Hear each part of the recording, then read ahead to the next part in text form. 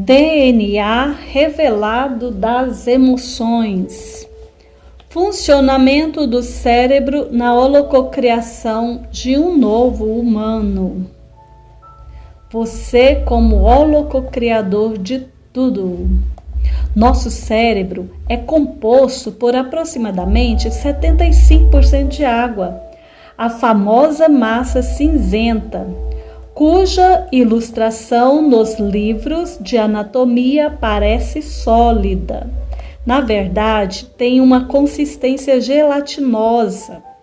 As células que formam o cérebro são células especiais chamadas neurônios e possuem formato radicular, o que permite a conexão entre eles, fazendo-os funcionar como um biocomputador, capaz de processar enormes quantidades de informação por segundo.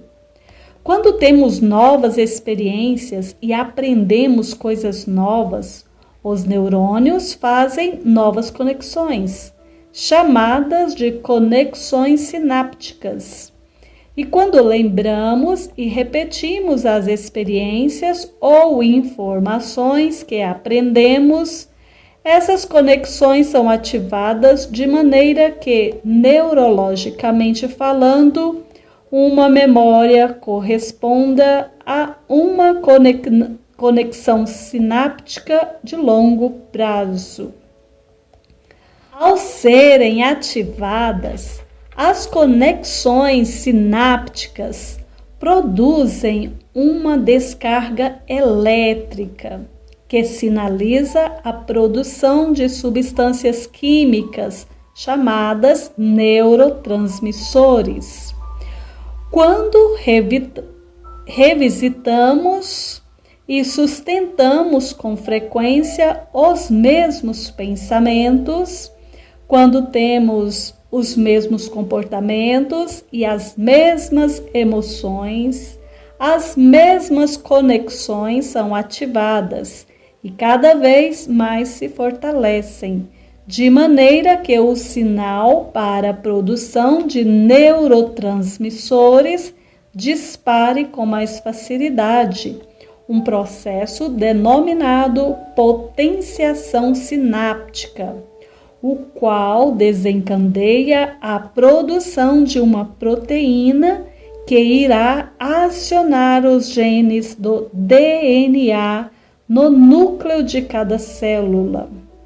Isso significa que toda vez que temos novas emoções, pensamos um novo pensamento e somos capazes de revistá-lo e sustentá-lo. Provocamos mudanças neurológicas, químicas e energéticas, o que evidencia a capacidade da mente atuar comandando a matéria.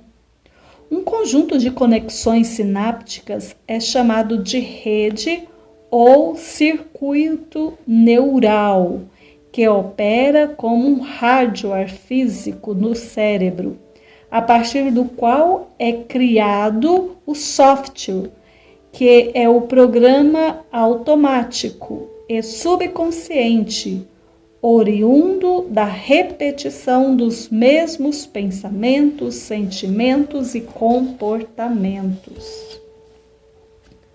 Nós temos diferentes redes neurais para tudo o que sabemos fazer ou já experienciamos em algum momento da vida e se apresentam mais fortes ou mais fracos, à medida em que são visitadas e acionadas. Temos redes neurais para escovar os dentes, fazer a barba, passar maquiagem, falar um segundo idioma, tocar um instrumento, andar de bicicleta, dirigir, julgar as pessoas, reclamar, etc.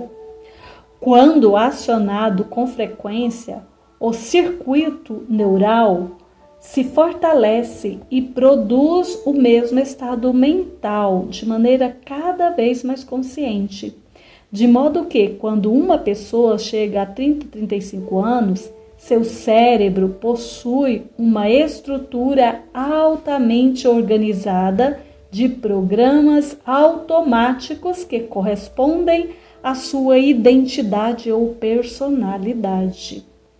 Metaforicamente falando, é como se existisse uma caixa dentro do cérebro que limita os padrões de pensamentos e predetermina a personalidade da pessoa, de modo que o mesmo nível mental é recriado diariamente, porque o cérebro dispara sempre os mesmos padrões, causando o que se chama popularmente de pensar dentro da caixa, isto é, pensar de maneira limitada e condicionada pelas experiências do passado. Neuroplasticidade e holococriação. Felizmente, nosso cérebro tem uma propriedade muito especial chamada neuroplasticidade, que permite que o volume de conexões neurais cresça indefinidamente na medida em que aprendemos coisas novas e começamos a pensar de maneira diferente. Em outras palavras, devido à neuroplasticidade, nosso cérebro pode começar a funcionar em diferentes padrões ou combinações.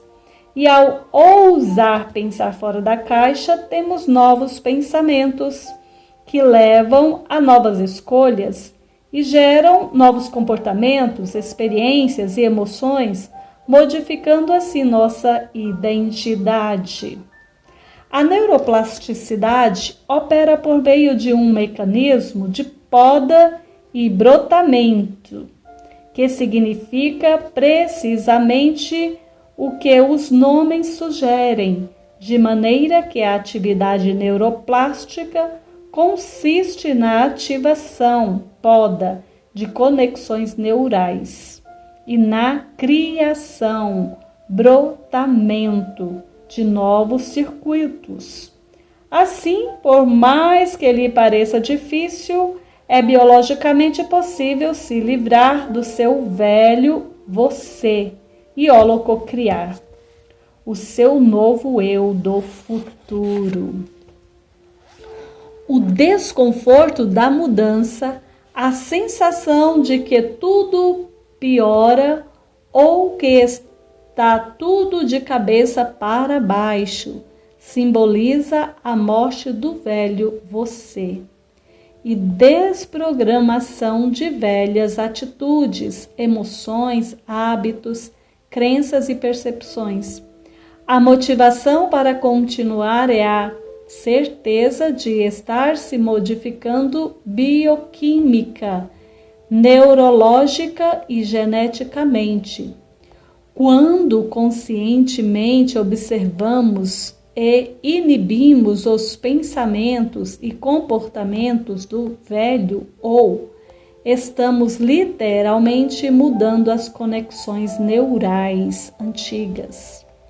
Quando substituímos os velhos pensamentos e comportamentos e conscientemente escolhemos pensar e agir de novas maneiras todos os dias, estamos abrindo os caminhos para que brotem as conexões neurais do novo eu do futuro, até que se tornem maioria e formem um novo comportamento de alta vibração na sua vida. Bingo! Ciclo de pensamentos e sentimentos. Nosso cérebro corresponde a um grande arquivo do passado. Tudo o que já vivemos, experimentamos, aprendemos, lemos, ouvimos, vimos, cheiramos, provamos e tocamos, física, armazenado no cérebro como memória e serve de parâmetro para experiências futuras. Isso quer dizer que a atitude natural do cérebro é pensar no passado, isto é, usar o passado para determinar o futuro.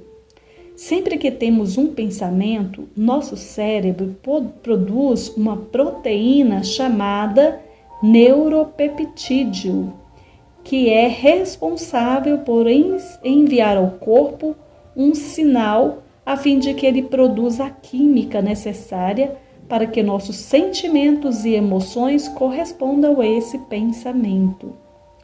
Quando o corpo sente, o cérebro produz mais pensamentos equivalentes, os quais produzem mais sentimentos, que por sua vez produzem mais pensamentos de maneira redundante. Em outras palavras, os pensamentos criam os sentimentos criam os pensamentos, que determinam nosso comportamento, em uma espécie de loop, que para algumas pessoas pode durar décadas ou uma vida inteira. Dessa forma, os sentimentos e as emoções que são produzidos reiteradamente em decorrência dos pensamentos automáticos repetidos condicionam o corpo a memorizar essas emoções, de maneira que o corpo se torne a mente e, por conseguinte, a mente consciente não enxerga comando sobre o corpo. Enquanto esse ciclo persistir, a pessoa está literalmente vivendo no passado. Além disso, o mesmo padrão de comportamento, pensamento e sentimento, frequentemente repetido, mantém os genes ativados da mesma maneira, pois estão sempre recebendo os mesmos sinais. Com o tempo, os genes que são acionados exaustivamente começam a se desgastar e passam a produzir proteínas inferiores, com estruturas mais fracas e funções reduzidas, o que causa a dependência da química emocional, o envelhecimento e as doenças. Sempre que você não consegue pensar além de como se sente, você roda um programa inconsciente que faz com que o corpo se comporte e reaja como se estivesse vivendo constantemente a mesma experiência do passado.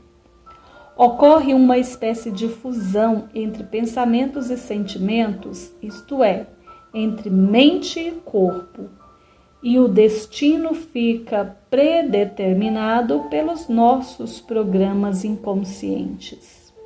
Chamo esse fato de descolapso de onda, pois tudo fica desarmônico e confuso. A holococriação vibra na frequência da harmonia. A harmonia é fundamental para sustentar o colapso de onda e a cocriação da realidade, motivo que torna toda mudança desafiadora. Para mudar, precisamos ser maiores do que nossos problemas, maiores do que nosso corpo, memórias, vícios e hábitos. Só é possível desprogramar as emoções e reprogramar nosso cérebro se estivermos em um nível acima dele. Não é possível alterar a programação quando se está submerso nela. O desafio se deve ao fato de que 95% de todas essas memórias, vícios e hábitos são inconscientes e apenas 5% de tudo o que pensamos, sentimos e fazemos é operado pela mente consciente. Parece uma luta injusta. 5% consciente contra 95% inconsciente. Mas a vitória é possível e aqui você está aprendendo as melhores estratégias. Na verdade, a principal estratégia, como já dissemos, é tomar consciência das emoções de baixa vibração, limpar as emoções a todo momento.